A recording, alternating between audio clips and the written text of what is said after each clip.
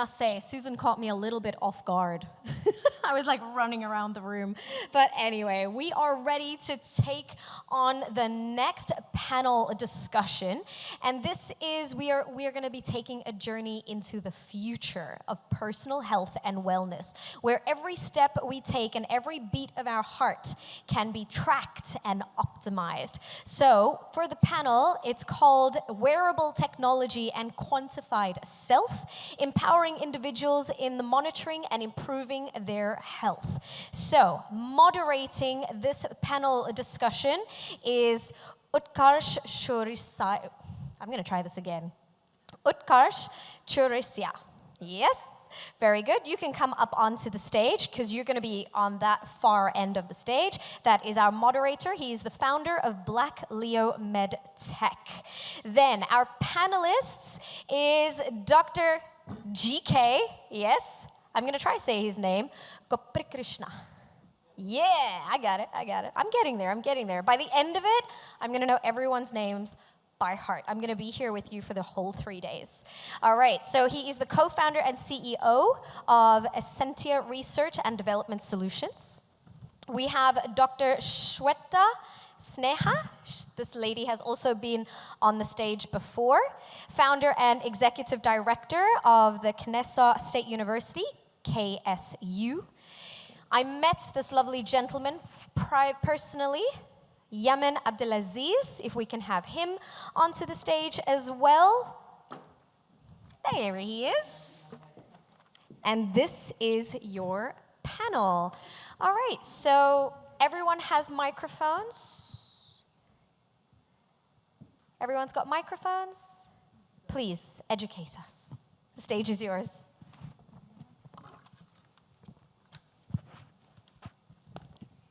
Hello, ladies and gentlemen. I'm Utkarsh Chourisya. I'm the co-founder of Black Leo MedTech Private Limited. We're an investment group that specializes in acquiring pharmaceutical companies in India. I'm also on the board of a company called WeCare Network. We specialize in healthcare staffing in the US. I would like to start with introductions of every panelist before we begin. So, Dr. Krishna, please take it away. Good afternoon, everybody. It's audible? I'm a doctorate. I'm not a doctor. In the midst of everyone, might be a fit person, I believe, maybe after the conversation. I'm a doctorate in management and information system, but I have a profound, and I'm fond of healthcare. And the other side of my research is in agriculture, where I feel food is very important for us to live, and that is a basic one which makes us to live healthy. So I have a combined PhD in healthcare and also in agriculture. We do a lot of research in IoT, wearable technologies. We also do IoT and prosthetics, which can be managed from a remote. We also do a lot of data mining and data analytics with patient information system for US. We are manufacturers of remote prosthetics management, which we have sold to a lot of Middle East and also to US. We are right now working for Alzheimer patients with IoT, where we are trying to understand the behavioral patterns. Senior care living. This is in a nutshell about our experiences in healthcare. Thank you. Dr. Shweta. Hi, my name is Shweta Sneha. I think you've heard it before. I am the founder and executive director of healthcare management and informatics at Kennesaw State University in Atlanta, US. How many of you have been to Atlanta? Well, let's change that. I have been in technology and healthcare for a little over 2 decades. And I must say that the prevalence of technology and in healthcare has come a long way, and we are only at the beginning. This is just scratching the surface of where we will be in the next decade or so. So with that, I'll pass the mic over to Yaman. Thank you, Dr. Swet. So actually, my name is Yaman Abdelaziz. I'm the Associate Marketing Director for Gilead Sciences. I'm based here in Dubai. I'd like to welcome everyone who just came for the first time to Dubai. To be honest, for whole my life in healthcare, I've been dedicated to patients, dedicated to empowering patients, and recently, kind of the digital evolution actually, kind of made me think about how to empower patient more, how to use the digital technology and wearable devices in order to enhance the healthcare and in order to enhance the self-care of patients. And when I heard about this conference and about this particular topic, I was very excited to be upon my colleagues in the panel discussion to talk more and to give some value and some more information about this topic. Thank you for the introductions, guys. I would begin with a simple question to you, Dr. Shweta. Why did you even choose to join this panel today? Like, why do you think this is a relevant topic today? Great question. Is Dubai the answer? No. Well, of course, Dubai is one of the answers, but the bigger answer is the fact that this Health 2.0 is one of the most diverse platforms that really brings the international community together. And to talk about wearables in healthcare, of course, one of the most exciting things for me to do, because I live it every single day. So I work a lot at the intersection of academia and industry, and to really understand some of the larger 21st century healthcare challenges with delivery and practice. So if you think about wearables in healthcare, well, let's just throw some stats out there. So how many of you have heard of this term called graying of the globe? Okay, so for the first time in human history, we are sitting at the juncture where most of the Western Hemisphere is graying faster than they can even sustain themselves. So for the first time in human history, there is a big proportion of the population across the globe that is seeing an upside-down pyramid, where we have people who are aging, who are at the higher end of the pyramid, and then we have younger people who can support their healthcare needs at the lower end of the pyramid. So with that, the biggest dilemma, because also the people on that end of the pyramid, so if we are aging, they also have multiple chronic conditions, which is really a representation of where a lot of the US health costs are. So we see an exponential rise in healthcare costs. We see a rising population. We see a smaller percentage of people who can support their healthcare needs. Of course, technology has to play a role, and that's not a luxury anymore. That's really a necessity. So this is really exciting to me, and I've been at the harbinger of this, and I would continue to push the envelope on this. So really excited to be here with you. So you're speaking from experience? Of course I am, yes. All right, well, talked about the past, now about the future. How do you see metaverse impacting healthcare? Yeah, no, that's a great question. So when we think of metaverse, we think of really a mix of various technologies coming together. So we think of augmented reality, we think of mixed realities, we think of AI.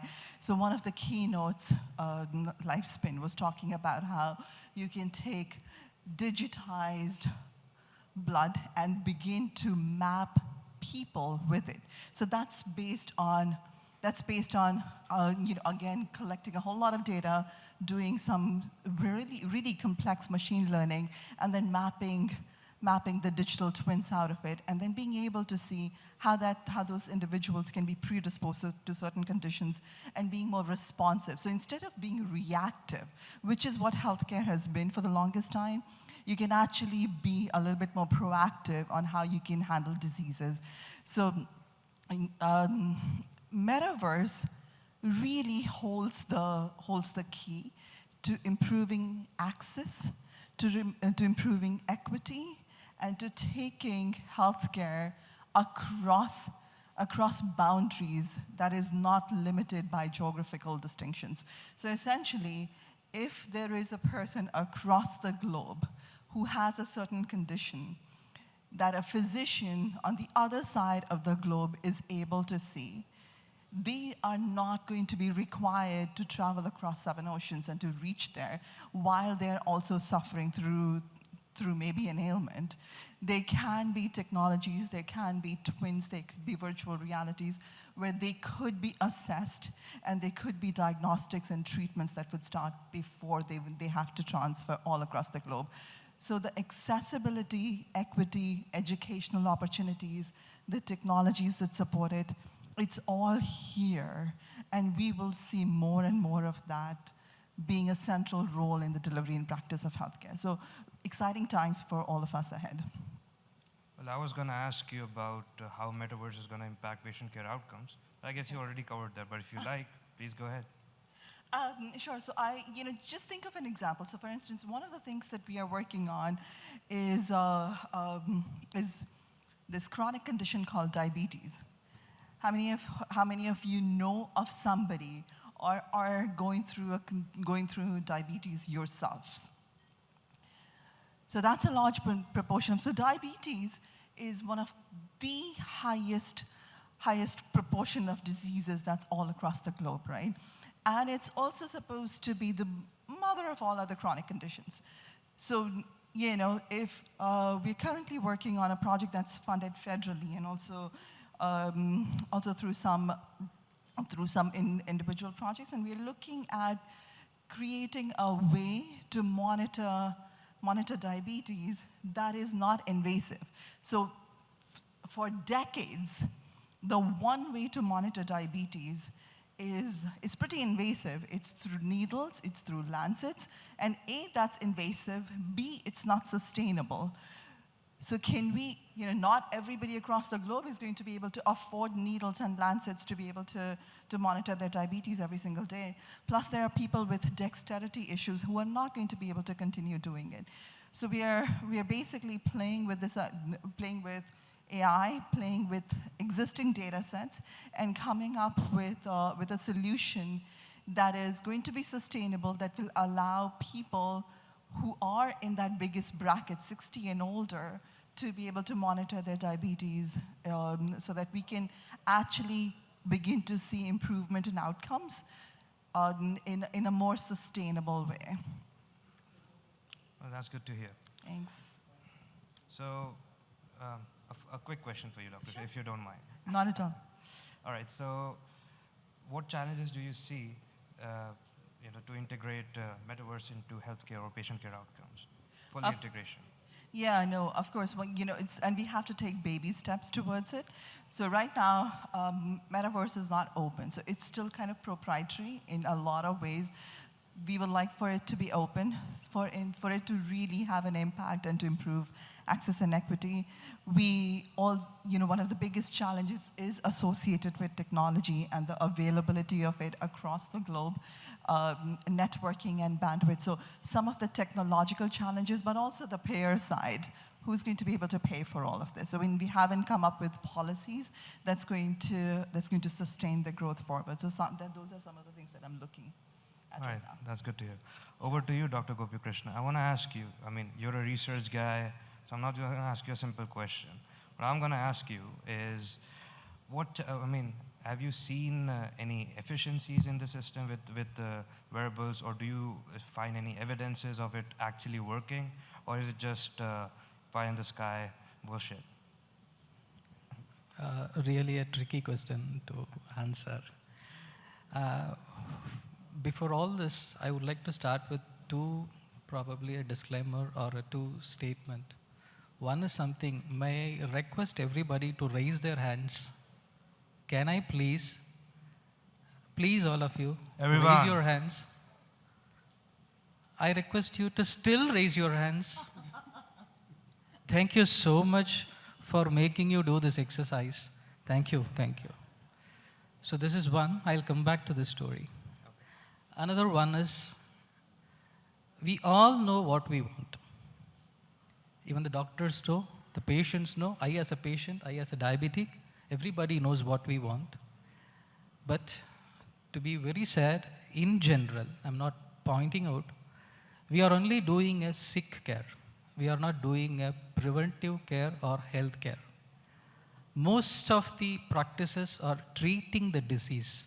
That is only a significant part of it, not treating the human or a living or a life. but we call it life science, right? This is something which we have to understand before we get into any topic. Since we have forgotten our basics, standards, the living methodologies, these ancillary topics, these gadgets play a vital role. And one more thing, in spite of having these kind of wearable technologies, how many of us are consciously using the information with the limited knowledge of ours, and with this information, how are we governing, how are we making ourselves comfortable and healthier? Can I again ask you to raise your hands, including me? I am not good at it. So I see somebody maybe raising bigger. I am so happy. So coming to the point right now. See, the first question I asked to raise up the hands is, first, when I asked to raise up a hand, people had doubts. You raised up your hand to show up that since I asked you to raise up, but nobody did to your best of raising up. This is our main problem, where every other third party is coming into our life. We know what we have to do and what time we have to do and what we require. Our body is one very good interceptor, and it speaks to us. I know doctors will acknowledge this. Every part of our body tells, hey, your leg is not in good condition, or your heart is not in good condition, your stomach or your liver. It tells us, but we don't lend our ears as we do in our office or in our house for our wife or children or to our mother. That is the first part. That's the same. In spite of us having a wearable like watch, a CGM device, a ring, anything, it tells us the right point of time where we are going wrong and what is our problem. This has become a socio-economic prestige for us to wear a costlier smartwatch. I have seen it. Many people, it is something I wear. I wear an iWatch, which is of latest one, but what it tells, I have never seen. I've seen the time, I've seen the images of it. I'm fixing up the desktop, something like that. So now coming back to this point is, all these things, when we are connecting to it, there is a huge impact which the wearables convey to us. There is also a long-term perspectivity attached to these wearables. First point is that this helps us tell at right point of time that there is a problem to the limitedness of the technology what we have right now. This tells us to do a physical activity first of all. The increased physical activity, which is very key one for us to follow up, because normally most of us, we don't sweat first of all. The physical activity is to make all our joints free, make us sweat some point of time, so that we get rid of all bad things. Like we take bath every day, this is very important for us also to know, but even I was standing in the sun for some time, but I myself came in because we are not used to it. Whatever is good for us, we are trying to ignore. That is one bad thing. I hope everybody accepts this, including myself. I'm not commenting anybody. And these wearables tells us about the chronic disease management. I think diabetes is now classified into a chronic disease management, because it is most of the people, right now, majority of us in the hall fall into that category because of this stupid numbering system. It was earlier 80, 110, now it has gone to, okay, fine, 120, 140 is also fine, 140, 180 is also fine. So it's the number which we are actually shifting because of the increasing possibility and for the clinical trials. And the one which has become a diabetic, right now many of them say it is irreversible, but it is not irreversible to my knowledge. It is only our habit which we have to change. If it is not going to be irreversible, then there is no need for these kind of wearables, or no need for these treatments. But we are not understanding the same. So chronic disease management is this: the BP, blood pressure, our watch tells us where we stand at any point of time. How many of us are listening to it? No, right? There is also a behavioral pattern which these things is when the kind of activity we perform, when we drive, when we are working, when we are also preparing some confidential document, when we are physically working, when we are playing with the children, when we are having a conversation. So everything is recorded. So these variables play a vital role, and it tracks most of our activity, and it also tells about the improving outcomes also. So what we have to do.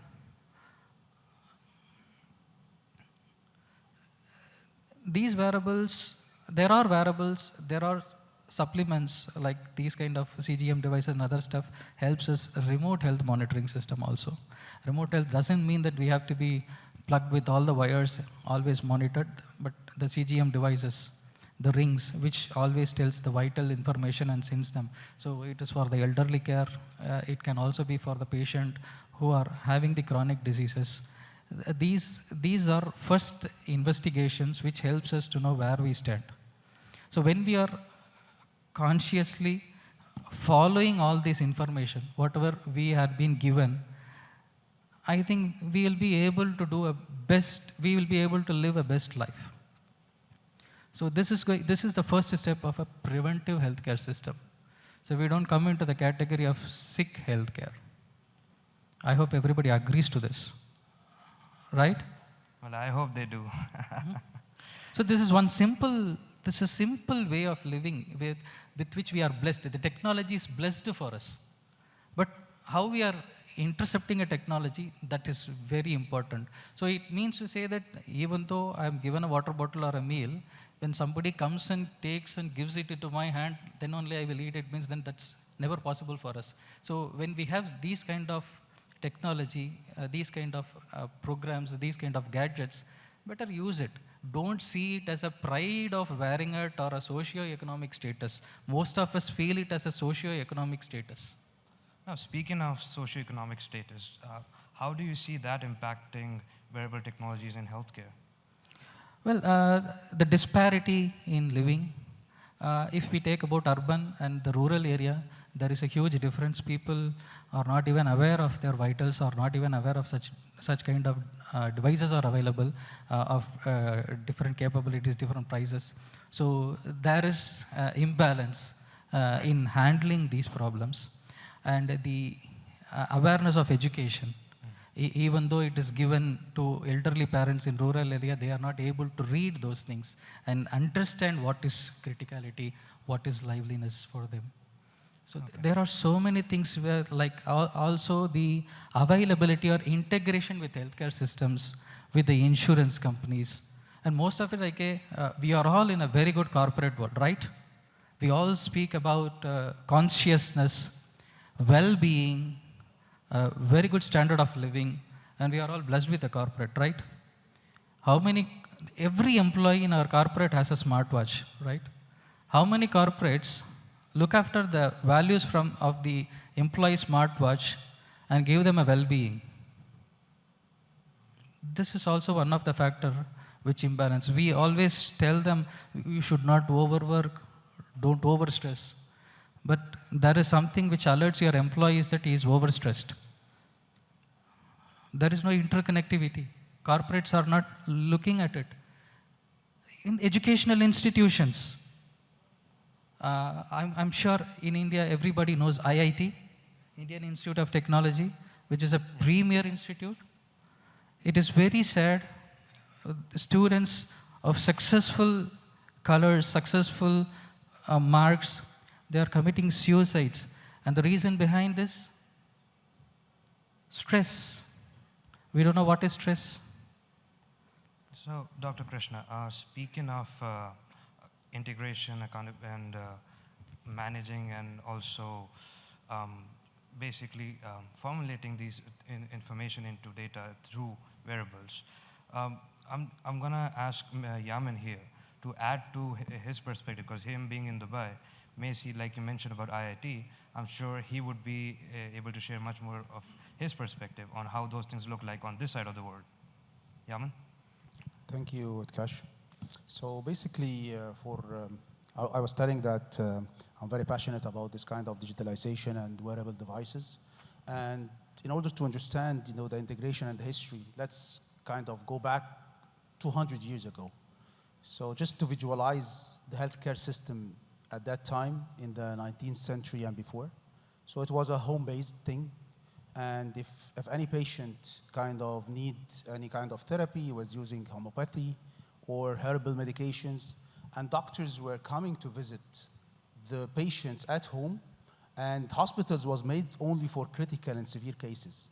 And with the, like the 20th centuries and the 21st century, when the healthcare evolves, what happened is that this healthcare moved from home-based into hospital-based. And in 2020, when COVID hits and the pandemic arises, what happened is that this accelerated the shifting in paradigm of decentralized approach from the hospital to more of remote kind of healthcare, and the technology is being accelerated. So now the future is called Hospital 3.0, which is kind of accelerating remote healthcare, accelerating virtual consultation, accelerating the connection between the hospitals and home care. And where here comes the importance of wearable devices, because they serve as the connection between hospital-centric and home-centric, and the patient is in the middle, and the patient is getting the benefit for self-care at the end. And let me tell you that the wearable market is not small. Like we're talking about in 2021, the wearable devices market passed the 16 billion worldwide, and it's continuing to grow to even be doubled in 2026 to reach $30 billion. And let me, reflect on what Dr. Sweta mentioned about the diabetes, because a lot of therapy area we can kind of imply wearable devices. And diabetes was one of them, and you touched base on it, in a very good manner. And even I was having a chat with my friends here from Netherlands and UK, and they're telling me that remotely now they can manage the patient even with no devices. So second thing I want to talk about, and Ms. Suzanne Ghanem talked about it today, which is psychological well-being or mental health. And this is something I'm very passionate about. And there was a session into the day morning, and I think it was very, very interesting about mental health. So for mental health, imagine a patient having anxiety or depression, going to his psychiatrist after 1 month of a visit, and the first question of the psychiatrist to the patient is, how's your mood in the last month? For me, this is a very challenging question. Guys, my mood changes, like in one day, how many times? I'll tell you what happened with me yesterday.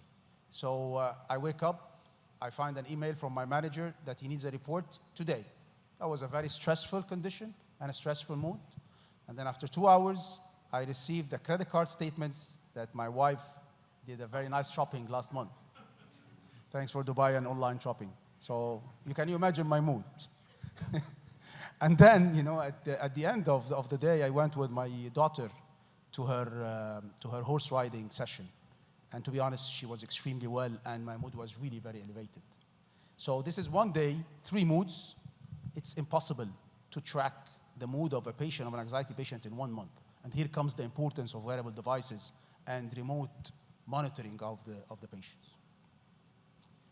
Well, speaking of monitoring the health of patients, how far are we from a full integration between wearables as everyday devices and healthcare management devices that are implemented specifically for patient care outcomes? Okay. That's a good question. We talked about metaverse, we talk about AI, we talk about, digital world. However, in wearable technology, we are mid-stage. We are not very early, we're not very advanced. But there is a lot of challenges in order for full integration into the healthcare systems. So the first challenge, in my opinion, is the accuracy of the data. So not all wearables bring, accurate data. And even the data is coming, are they quality data that the healthcare physician or the doctors can do a profound clinical decisions on this data, that's a challenge. And another challenge is the data privacy. So we are now living in iCloud and servers and metaverse, and all our data is being on servers nowadays. But the question is, does the personal and medical records of the patients secured? You know, they are safe, they are protected? I don't know. I don't have the answer, to be honest. That's a very big answer to answer. Third thing is the cost. So wearables are not very expensive, they are not very cheap. We talked about it today. So in order to expand to all the patients, I think not all the segments can afford this kind of wearables. And the last challenge I see for the integration healthcare system is the infrastructure itself. So we all live in different countries, and all the countries that we live in, governments are investing in building hospitals, building infrastructure. However, not all the infrastructures are ready to integrate to those kind of digitalization and wearable technologies. So that's also a challenge. Some of the countries are overcoming this and others are not overcoming this. All right, thank you so much, Yamin. I would like to take this time to shift your focus from what's happening today to what's going to happen in the future. Because we're all talking about watches, we're talking about many different devices that we see every day. Most of you guys are wearing them. But let me tell you some interesting facts about this thing that might shock you, or might not shock you. There are, between 2002 and 2024, there are 13,000 patents that were filed by many different companies that were specifically for wearable devices. And most of them were filed in the last 5 years. That's just a statement to showcase that this is the beginning of a new age into integrating devices with your daily life. And it's just a beginning. And an interesting thing about that, it is not coming from healthcare companies. As we've seen with Apple and many different companies, the biggest patent holder, the most patents held by a company for wearable devices is not Medtronic. It's actually Apple. Then comes Samsung. Then comes Sony. Then comes Alphabet. And you don't see Medtronic on top. But here's the thing. There's a company called, a very small company called Pat Snaps, just valued over, a little over $2 billion, a sort of a unicorn. Now, what they do is they do a very extensive research on patents, and they rank them. If I were to guess about a healthcare or patient care outcome related wearable device, I would assume the patent would be held by Boston Scientific, Medtronic, or the likes. But guess what? Their patent was ranked number 4. All that to say, ladies and gentlemen, is the future is not in the hands of healthcare companies as it is in the tech companies. And like all the other panelists over here mentioned, there's a good possibility of, or intervention of many technology companies like we've seen with the metaverse and all the companies that I've listed over here. So all that to say, ladies and gentlemen, is it's a very unpredictable time, and in the near future, it's only going to get much, much more complicated than it is today. Now that brings me to a different point of view, which is diminishing the line between wearable and implantable. Like, for example, Medtronic. The patent I was talking about was essentially to help with neurophysiological issues. And it was a combination of an implanted device and a wearable antenna. Now, that sounds very exciting and very complicated, but it's not. I mean, the procedures that they've, you guys can look it up yourself. It's very simple. I know that it's not in the market yet, and probably not going to be for a while now. But as soon as it hits the market, there will be a moment of disruption. There will be a moment where these devices will stop becoming devices that you just buy to track your health, and more or less would be mandatory for you if you decide to take care of your own health. If you don't, well, that's your problem. But all that to say, ladies and gentlemen, is the future is in implantable and wearable devices, and before you know it, you won't be able to tell the difference between one and the other. That's all we had to say, and now we are open for questions.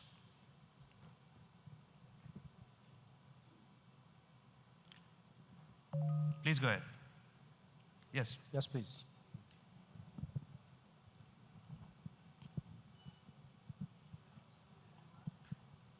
No. It's not on. It's not audible.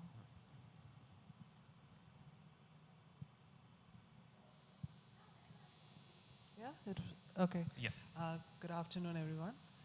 And thank you for that insightful discussion. Since morning, we've been part of this whole conference, and it's obviously every panel discussion is always insightful. Now, I just have a question. Now, I'm coming from a pharma background. I'm running my own pharma company here. And wearables and implantables, and this is something the future, we all are wearing something or the other every other day. There's a fine gap here because how I am seeing it, but you all can correct me if I'm wrong in this, and how we can bridge that gap. We all have wearable devices, which we are talking, and the three panelists gave very insightful information about it. We have the Apple Watch, simple. We have the heart rate monitors, we have the BP apps and that, and everything, and soon there are devices which monitor your glucose level also once you wear it. Now, how that information just gets only up to the patient or the person who's wearing it. Now, the gap is if that can be moved to his or her healthcare provider immediately with, bridging it, that is what needs to be done, and that's where your cloud-based system and those things have to come into, and this we need on a more rampant basis to come out faster. I know people who are diabetic, I know people who have high cholesterol or who have hypertensive, and their blood pressure can, needs to be monitored on a very regular basis in spite of being on a chronic medication doses. But then if that is getting directly to the healthcare provider and the provider is getting a pattern on a monthly basis and seeing and trying to improvise the health, is that gap already bridged, or where are we with that? Thank you. So I would take the first stab at that. So have you heard of this thing called physician and provider burnout? So you just mentioned a percentage of the different wearables that are out there, right?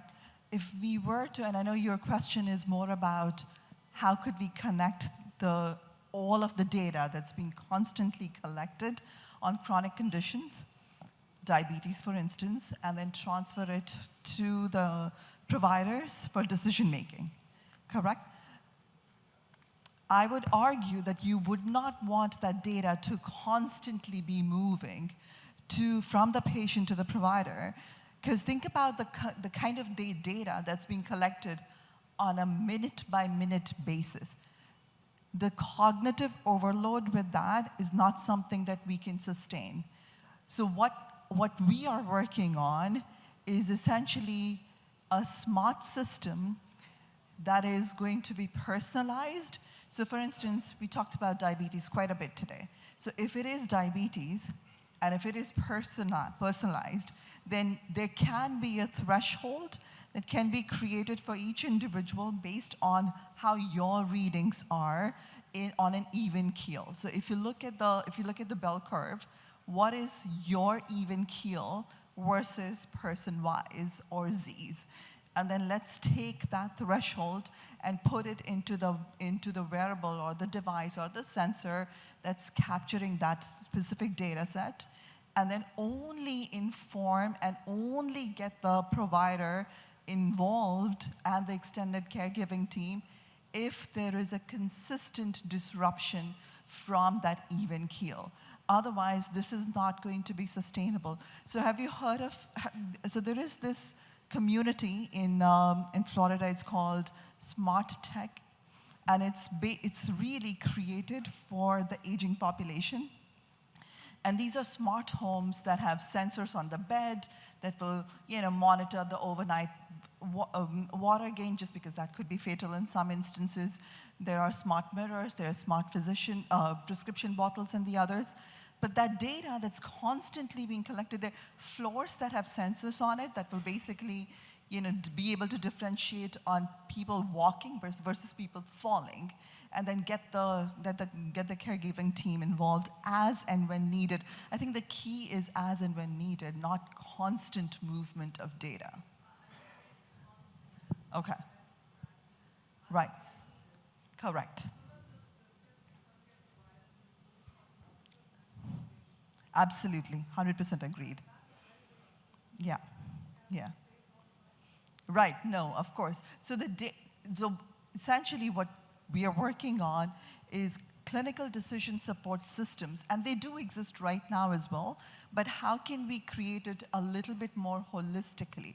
So it's not a snapshot of one day or 1 month, it's a snapshot of how you live your life, and how can that data be captured in a way that your clinician, so for instance, your clinician, if like Yaman mentioned, if they're looking at your psychological or your cognitive disparament, they're not looking at one day. They should be able to look at holistically a longitudinal view of how you have been feeling over this month or this year, and how is that changing suddenly. So if there's a drastic change that's happening, I don't know, in the month of November, then that's a problem. So we should be able to capture outliers and be able to respond to it, and that's really where we are headed. And hopefully we'll be there soon. Yeah, let me just comment in here. You're coming from pharma kind of background. I'm also from pharma background.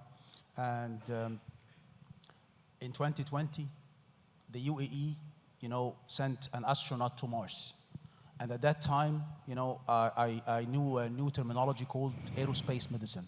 I'm not sure you guys know what's aerospace medicine or not. So aerospace medicine is understanding and management of healthcare in extreme condition.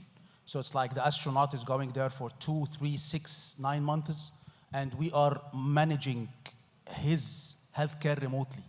So, and then I find that we are doing this for astronaut for this kind of months, as Dr. Sweta mentioned.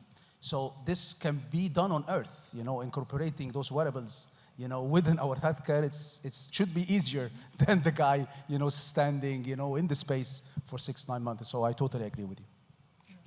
To add one more point to her question in a different way is, one more question or one more opinion which can be, even though there is a huge advancement in technology, we are able to mitigate, we are able to point out each and every instance of a human being, why there is a lot of gap and why there is no connectivity. That is also one of the ambiguities which we face.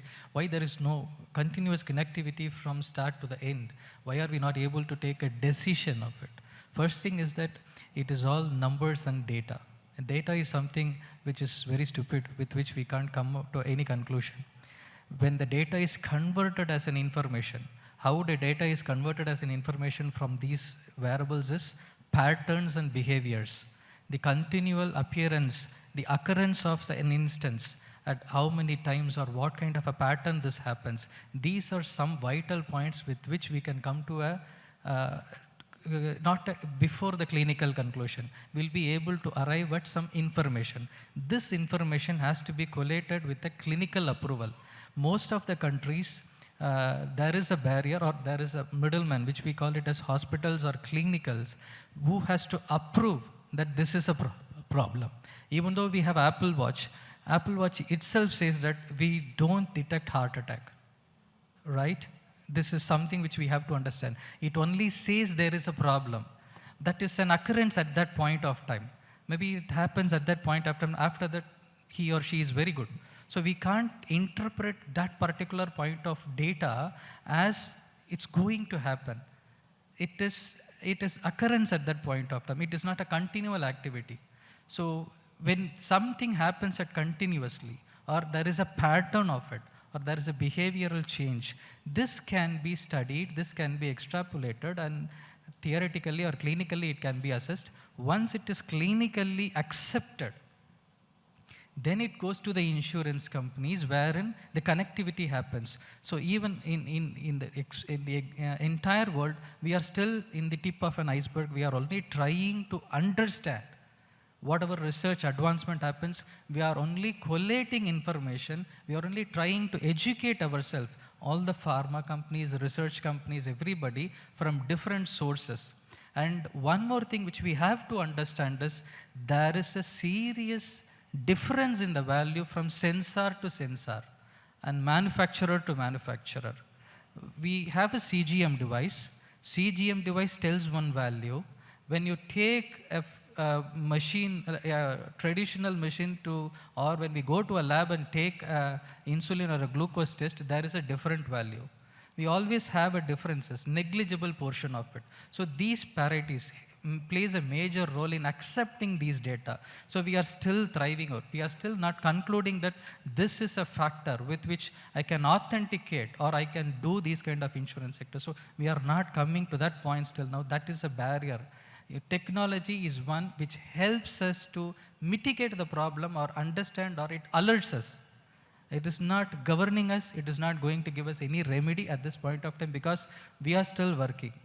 Everybody is working. There is a difference in the manufacturing. There is a difference in one more thing is that electronic devices like these life management diseases are difficult to calibrate. Calibration plays a major role in all these things. So it is very difficult to calibrate. When we don't know how to calibrate it, then it's $1 million question. So one example which we have studied with the CGMs is when we have a CGM on our hand, when we do a lot of physical activity, CGM at the end of its life cycle, the glucose CGM gives a desperate, disruptive information of data. I myself have sensed with 100 patients. So how to calibrate it? It is a very stupid way.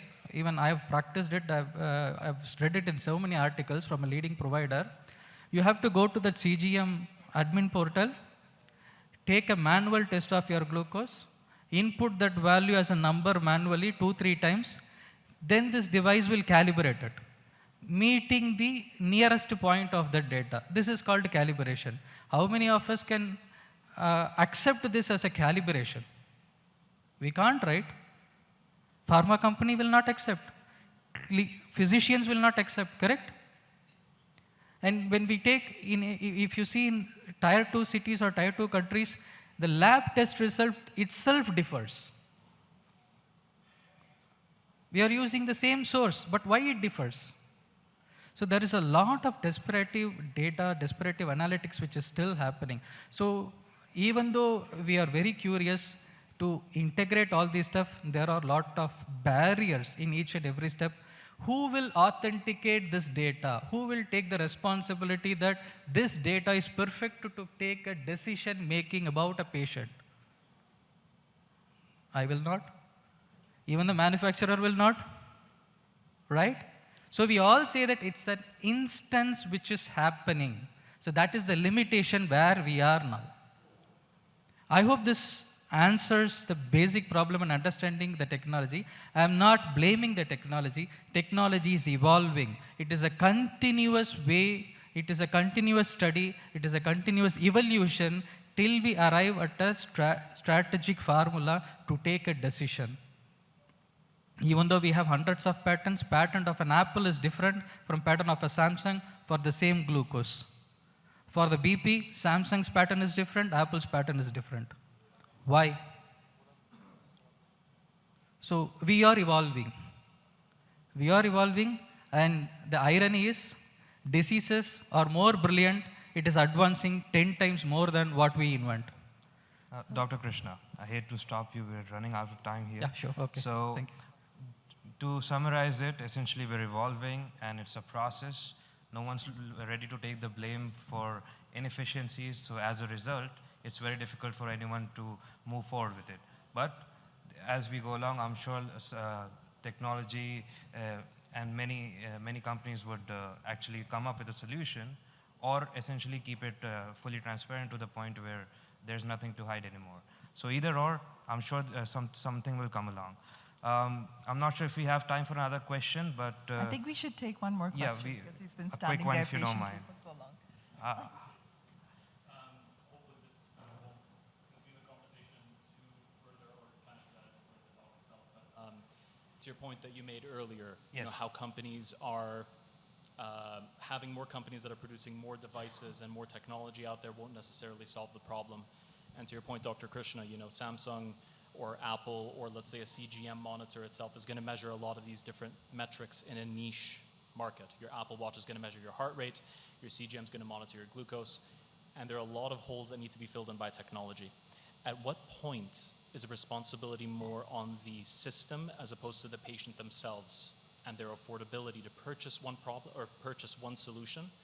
They buy an Apple Watch for $350, and then, you know, a year later a new model comes out. They also need to buy the CGM monitor. They also need to purchase another piece of technology or this application or subscribe to their provider's system to be able to afford something else. So with the divergence and with more technology coming out, are we closing the gap in terms of solving our problems, or are we making it a bit more diverse? Well, we're doing existential questions now, it seems. No, actually, it is a fantastic question which we are bound to answer. We are trying to come zeroing the point of conclusion. Actually, we are still zeroing the problem. Actually, we are understanding the problem. The affordability plays a major role, which we can do, but no physician will tell you have to buy this device to prevent yourself. It is our consciousness, for our benefit, for our healthy living, we are buying it. It is a preventive methodology. Of course, these plays a major role in giving us a data and information. These are playing a major role. It's one layer with which we are getting advanced decision-making information, with which we have to still work progressively to come to that conclusion.